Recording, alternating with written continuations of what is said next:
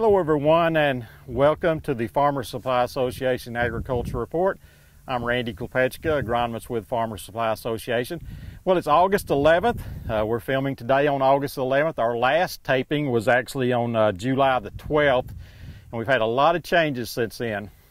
In my June program, my July program, all I was talking about was hot and dry and all the effects of the heat and drought. Well, about July the 17th, a few days after that last taping, we finally got a rain, got about 2 inches in areas, and since then we've really had a pretty good period of quite a bit of rain, almost too much rain in some places. So, the pattern has changed. It's turned cooler. About July 27th, a couple of weeks ago, things started turning cooler. We started getting a lot of highs in the 80s.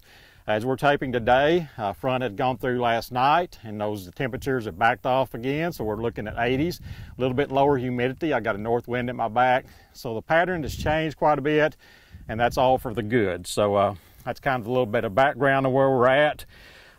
Just a quick overview of our crops at this time, to see where we're at. Back to the rain situation, just want to say that some areas have gotten as much as 10 to 15 inches over that period. We're taping just south of Swift, and you get up around the Alicia area, they got over 10 inches in one rainfall event and probably more than 5 up combined after that. So, 10 to 15 inches plus, so actually a little bit much in places. But most of them are not complaining too bad. There are some soybeans that have drowned out up there, but overall we're happy to get that rain, and things are certainly looking quite a bit better. With soybeans, again, we're generally better. As most people are happy with where we're at, but we did have some soybeans drown out. I've seen some whole fields, actually smaller fields up around Alicia and some bottom ends of fields other places. So, we've had some damage from it, but I think most people, by and large, will take that bad along because of the good that's come from it. Talking about our rice crop, it's anywhere from starting to yellow. This field behind me here, this is a field of the Max Ace variety of V7231. Max Ace is kind of the Rice Tech version of Previsia rice. We can apply the herbicide. That's the same active ingredient as Assure that we've used on soybeans for a long time. That can be used over with this variety of rice, along with the Previsia varieties of rice. And of course, that's a great grass herbicide, so we can control grass. We can control red rice. You can see in this field it's pretty darn clean where we're filming right here. So this again is the Max Ace variety. It's a Rice Tech variety, which people are familiar with hybrids from Rice Tech, but this is a variety from Rice Tech, and it's looking pretty good out here right now. Our rice crop again goes from yellowing like this one all the way to fields that probably won't head out till September. So we got a big range on rice. The cooler temperatures have helped us a lot with pollination and grain fill.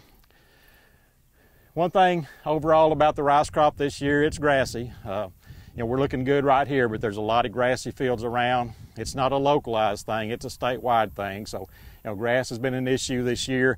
A couple of factors. I don't think we got enough rains to get our pre's activated as much as we wanted to, especially late in the season before flooding. We lost activation from our pre's, even if we had them out there. And that led to grass coming up. And then we couldn't control it post-emerge. That's a crapshoot anyway, but with all the hot temperatures, these post-materials don't work as well. So we've got some grassy areas in a lot of fields, and those are the reasons for that.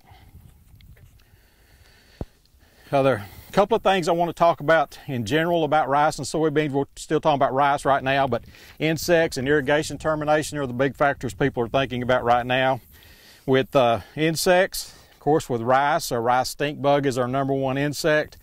Numbers have been, I would classify moderate at most this year, low to moderate. I've looked at quite a few fields and really not recommended a treatment yet.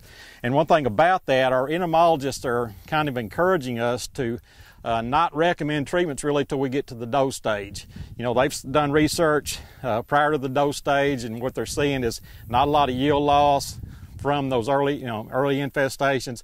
But once we get to the doe stage and beyond, that's when those stink bugs can insert that beak and get what we call peck, the discoloration of the rice caused by the stink bug, or one of the causes of peck is the stink bug feeding.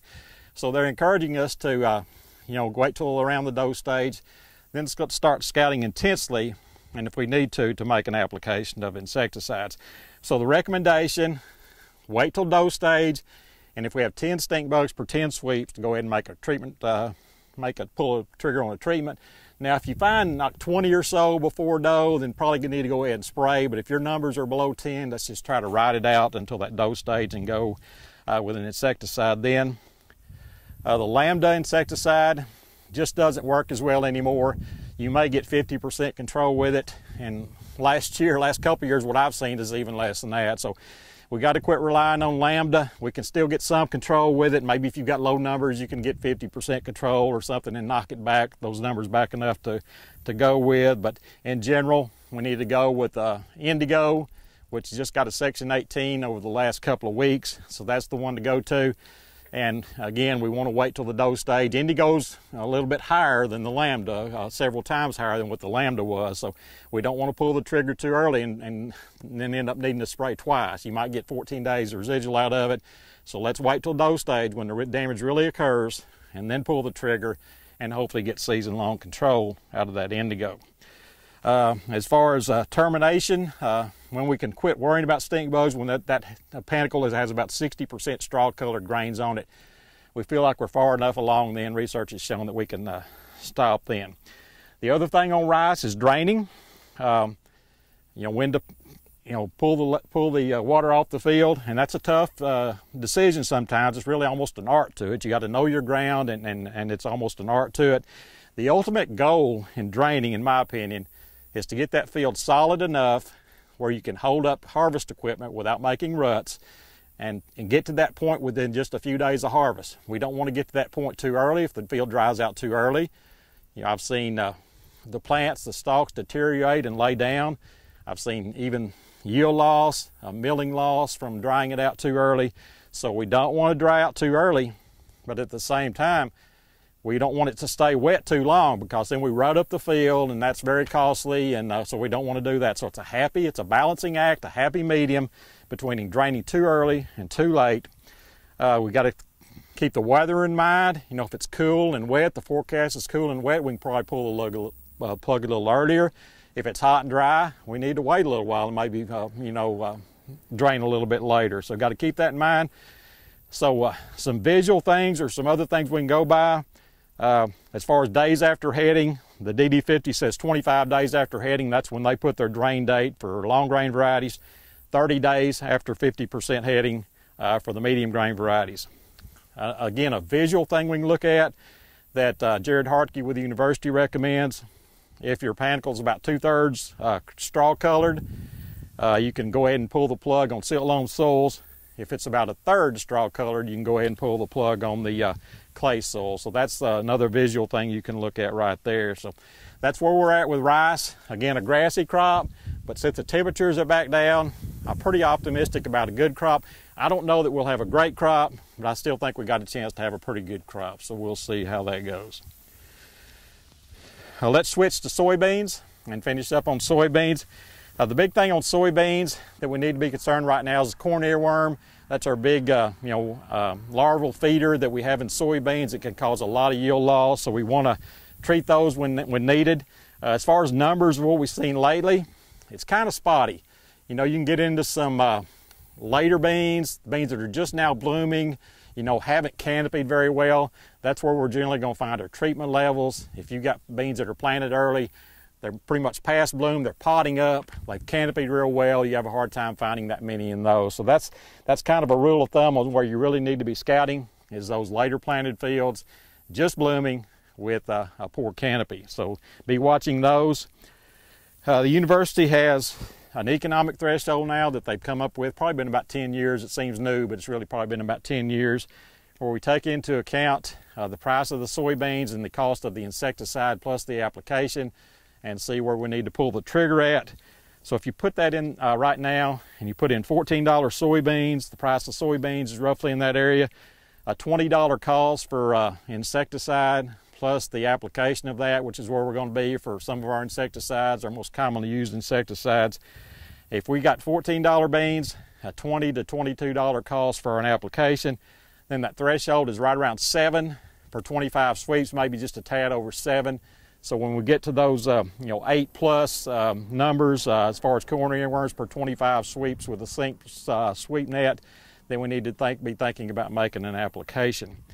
As far as the insecticides, Heliogen is the virus, the biological insecticide, but it'll be overwhelmed if your numbers are too big or too high, or if your larvae are too large. So we need to think about Heliogen only when those numbers of worms per 25 sweeps are less than that threshold. You know, if we're down there 5 or less, we're good.